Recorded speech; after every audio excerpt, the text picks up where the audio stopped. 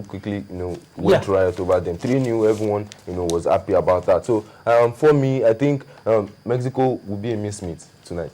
All right, okay. Let's look at the past winners. Since we talked about Nigeria winning this competition, sometimes you might forget that Mexico are defending champions. But these are past winners. Brazil in Finland, 2003. In 2005, the Mexicans won in Peru. 2007, Nigeria won in Korea. 2009, in Nigeria, Switzerland won. 2011, the Mexicans, they hosted, they won. Now in United Arab Emirates. I'm going to allow you, before we leave this issue and go to the papers, well, I think I know your answer, but who's going to win? Who's going to fill that slot? It's going to be Nigeria at the end of the day. Nigeria, let me say something. Nigeria, the eastern part, or let's say Asia now, has been a good hunting ground for us. Okay. So I think that women will still continue. Okay, all right. The guys in the studio have given you their opinion. They say Nigeria will win. But what else do you expect? We're all patriotic Nigerians, so we hope that, well, this evening, when both teams take to the field, Nigeria will come out on top. Well, let's move away from the FIFA Under-17 World Cup. Let's quickly take a look at the papers this morning. Let's quickly run through the papers if we're ready. Of course, it's going to be about the FIFA Under-17 World Cup, and of course, we will. I'm very sure it's going to come up on your screen very soon. All right. Our first paper is Complete Sports, and well, this is our cup.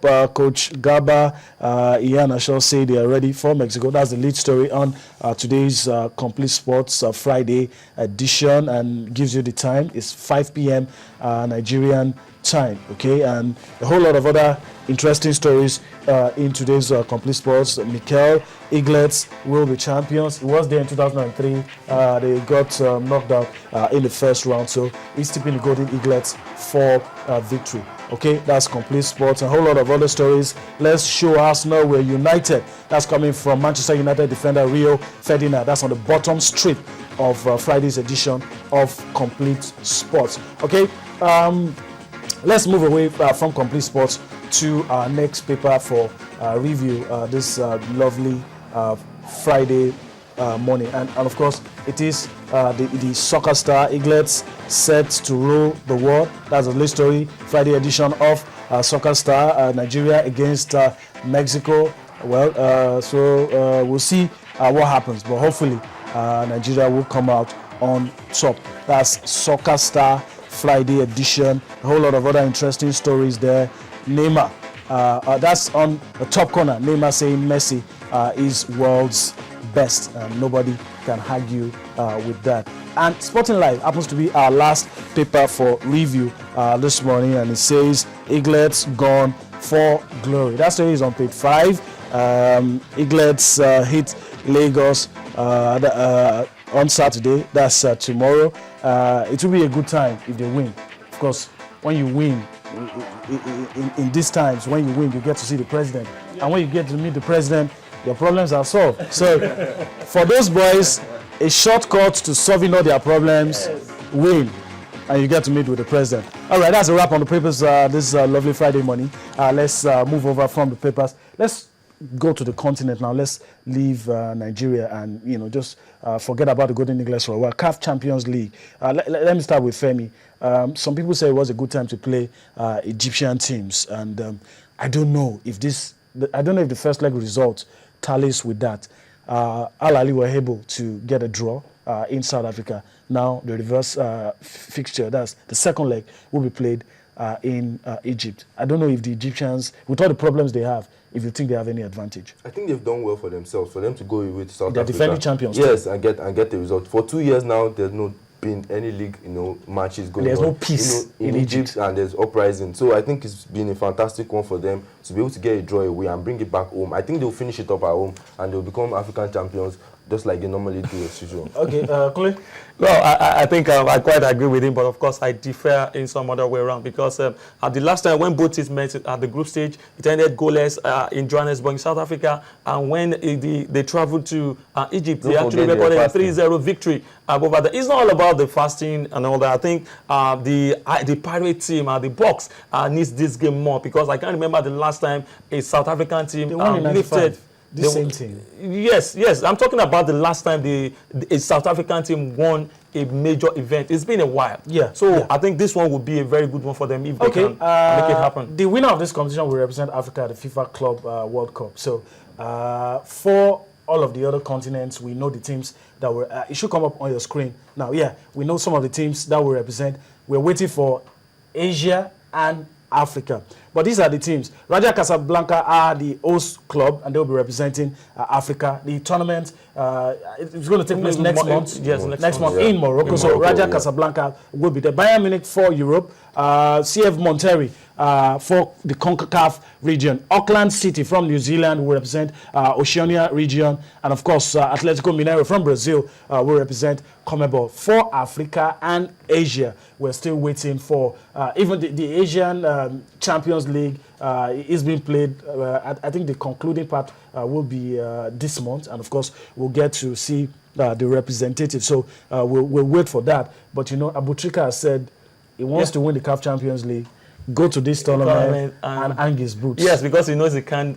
He's not going to the World Cup. Exactly. Okay. Well, let's look at big games across Europe, football-wise, football matches that will be played. Of course, definitely, this match will be on everybody's mind. Manchester United at the Old Trafford will take on Arsenal. Tottenham will take on Newcastle. Real Betis will host Barcelona. Valencia, this one's a big one, will host Real Madrid.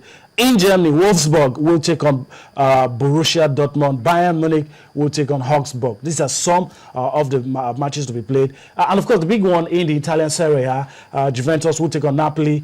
Parma takes on Lazio. Kiev will take on AC Milan. In France, French money bags, Paris Saint-Germain will take on Nice. And of course, the other money bag, Monaco will take on Evian. So these are some of the big match. Let me allow you to talk about one of this. I'm very sure it's going to be Manchester United Arsenal. You can say that again. Manchester United Arsenal. For Arsenal, they have been in a rich vein of form now, and on their away records, look at it, they've won 15 of the last 16. So Manchester United will have to be very wary about that form coming in. And no one gave Arsenal. Well, many people gave Arsenal the chance, defeating Borussia Dortmund at the Signal Iduna Park, but I for one didn't, and they proved me wrong. And I'm very scared for Manchester United fans right now because this is the best Arsenal side that will be coming to Old Trafford. Let me take Kule to Italy quickly. We're looking at one of the teams that will participate in that big encounter on Sunday. But let me take you to Italy quickly as Juventus-Napoli. It's going to be a very tough one. You know that Napoli are actually second on the table right now. They have the same number of points with Juventus, and they have 28 points. They've won 9 games out of 11, drew 1, and of course lost 1. So it goes to show that both teams have a whole lot of things in common. And just recently, Juventus actually played out a draw with Barcelona. Of course, that was at Turin, while I'm talking about Napoli actually defeated Olympic Marseille at 3-2. So it's going to be very tough for both teams. And the winner of this game will actually, if Juventus are able to win, then they move closer to Roma, who is actually dictating the pace. And having a nice time in the Serie A. Okay, let's leave football now. Let's talk about chess. And tomorrow the World Chess Championship will start, and of course we have the top 2 best players in the world squaring off, and it's interesting for me because we've had series of classics in Lagos, and maybe some of the some of what we've achieved in Nigeria would begin to rub off. That's the way I'm looking at it. You're likely not going to see a Nigerian in the World Chess Championship, but we've had a classic in Lagos, and hopefully some of our players will start to show up on the international scene? Of course, they will start to show up, and it's so good that such tournaments of this nature is being they've been organized in Lagos, and the Nigerian players have been able to test their might against the best tennis players in the world. So it's a good one, and of course, I believe that in years to come, we'll be talking about this. In few years to come, we might be having Nigerians representing, being ranked among the best in the world of chess, and of course, maybe in the next edition of the World Chess Cup, we might have Nigerian actually representing us at the tournament. All right, let's switch to basketball quickly, and let's start from home. Union Bank and Kano Pillars, they were unheralded. They went to the African Club Cup Championship Femi, and nothing has been heard. So, what really happened to both teams? Yeah, actually, both teams went. They saw one conquered, the other one didn't. Kano Pillars actually they are the Nigerian champions. They won the Super 4. And they've always been champions, back-to-back champions now. They went to Liberia. That was where the tournament was hosted. Yeah, this is actually a Zone 3 qualifier, just like in the CAF Champions League, where you play qualifiers before you get to the group stage. Now, the group stages will be played, in Algeria. Tunisia. Now, around December, the date has not been stipulated yet by FIBA Africa, but they went unbeaten in that tournament. They beat teams from Liberia, teams from Sierra Leone as well. But the LPR Oilers will be joining Kano Pillars to represent our zone, because Kano Pillars went 5-0 unbeaten. We don't have time for Oilers went 4-1, and let me Union Bank went 3-2. I want to put you on the spot. Okay. Do you see them making it to the World Club Championship for basketball? That's a tough one. It's a tough one because when you look at the organizations of the northern teams, just like in football too, it's very difficult. Yeah, the North African teams, they are very compact, they are very organized, and they also bring in foreign players, which we don't here. So we just wait to see, how everything will pan out at the end of the day. But I wish them, the very best. Well, I'm going to go to Kule, but we're on the home stretch. Quickly talk about NBA matches played today. I know Indiana Pacers still the unbeaten team so far, but matches played this morning. Yeah, matches played this morning quickly. Dwight Howard, welcome back. His former teammates in the early Los Angeles Lakers.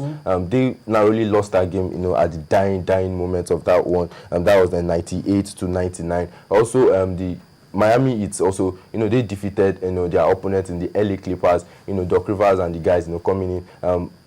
Dwayne Wade, did fantastically well. He made 29 points in that game and about 8 assists. LeBron James too came to the party. He made 18 points in that one too. But every time Dwayne Wade makes more than 20 points in a game, Miami don't get to lose, and he did that tonight, and exactly that is what happened. All right, let's close the show, but let's quickly talk about the scoring milestone achieved by LeBron James. What else can we say about LeBron? Seems to be doing everything right. If he's playing well, Miami is all right. If he's not playing well, Miami are doomed. Of course, LeBron James have been a fantastic basketball player for quite some time. He's been doing it very well. Of course, I hope that this season is going to continue in that vein that he stopped last season.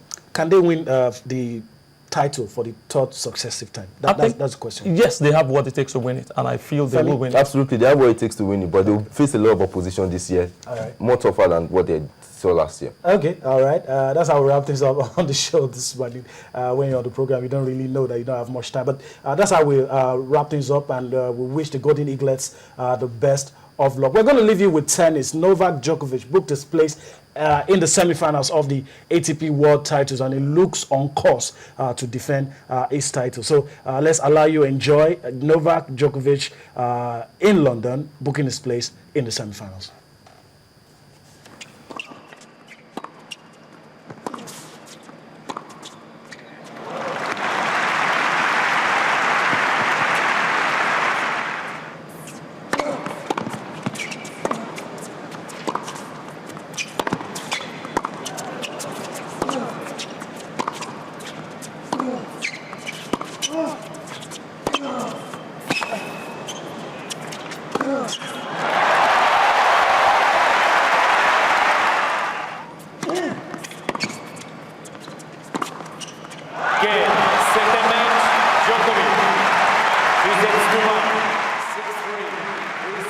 I was fortunate enough that my group was selected to play Tuesday and Thursday, and both of the matches that I played on night at 8 p.m., which helped obviously, to recover, to gain more time, to get ready for the matches. And even though I'm through to the semis, I want to win every match that I play on.